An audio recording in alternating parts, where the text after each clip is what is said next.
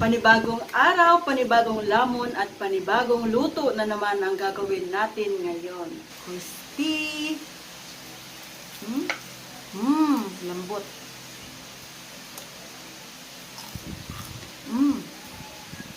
Iba yung lasa. Sarap. Siguro dahil sa Sprite at gatas. Parang creamy siya.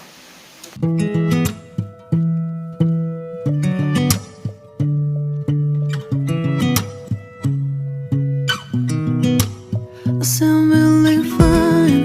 아무렇지 않은 척 아무도 모르게. Once again, welcome back sa aking cooking videos. For today's video, isi-share ko sa inyo kung paano ako magluto ng super crispy fried chicken with Sprite. Ayan, yes, with Sprite.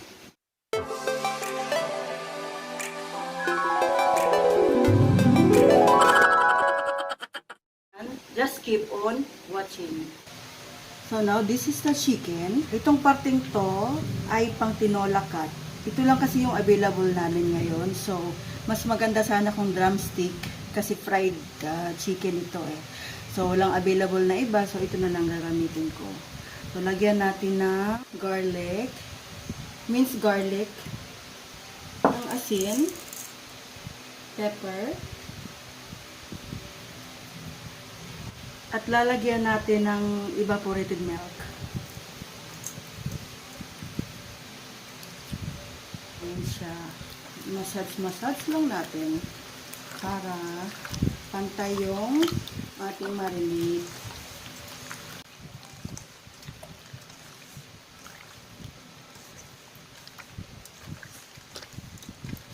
So, ito na siya. I-marinate natin for about 2 hours. Ayan.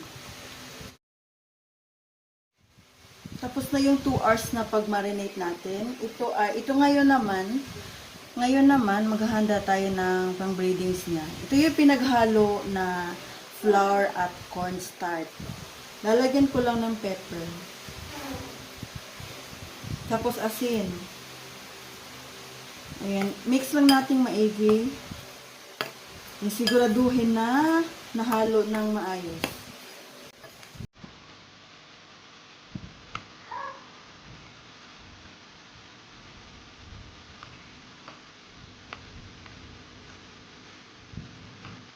So, ngayon, hahatiin ko na sa dalawa ang ating pinaghalong cornstarch at flour. Yung half.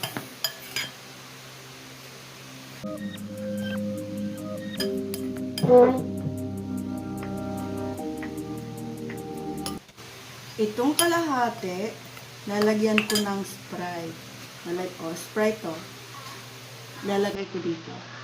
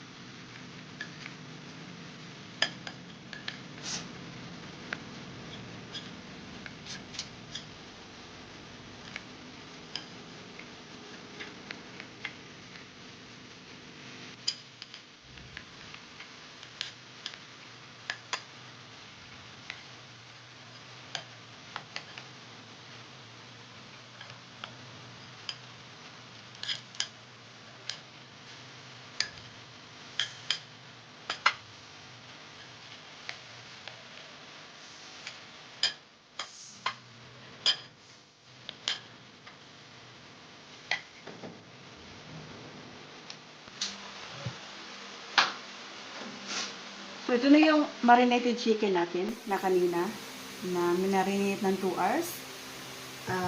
Ilalagay lang natin dito isa-isa sa ating butter. Tapos, ayan. Ilubog natin sa ating breading mix. Siguraduhin na nakalubog siya lahat. Ayan. Same process sa iba.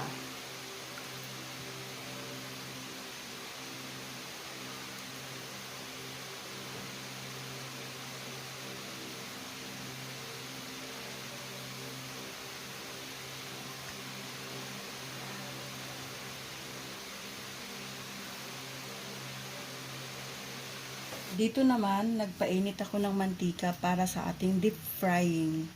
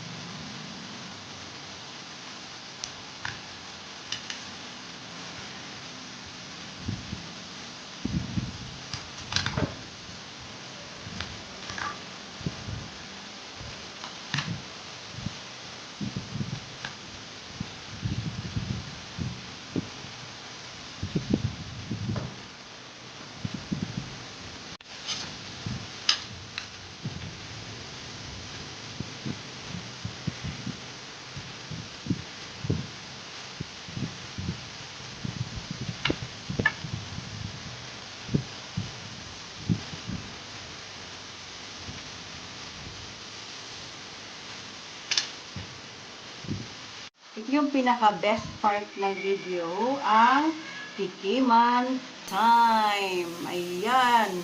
Gutom na ako sa totoo lang. Ayan. Dito na siya. Oh. Crispy. Lambot.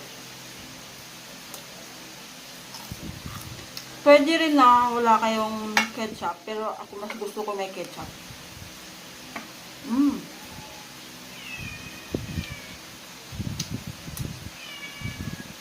Iba yung lasa. Sarap. Siguro dahil sa Sprite at gatas. Parang creamy siya.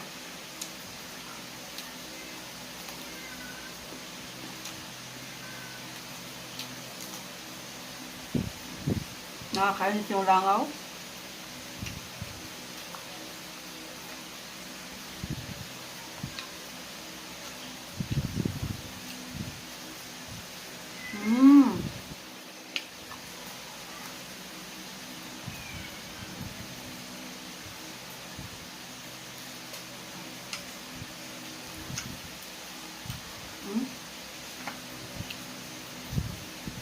Hala, ang langaw.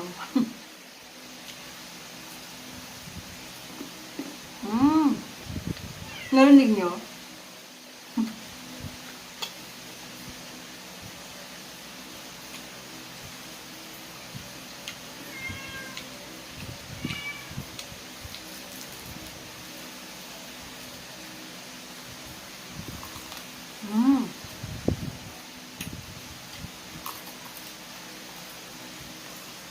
Perfect.